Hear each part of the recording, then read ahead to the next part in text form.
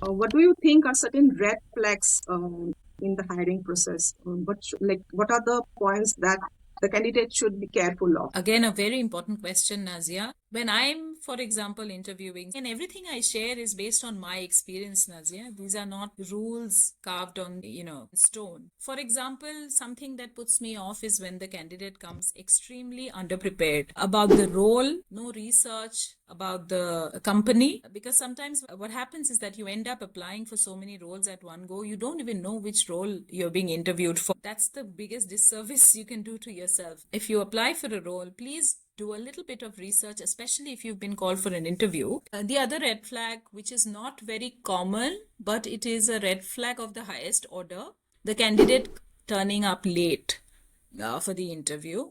That is a big put off for the recruiter. The other red flags I would say are when you have not been able to answer specifics of something that you have mentioned in the resume. The sense that the perception this will build in the minds of the recruiter is that you have either lied or you've exaggerated.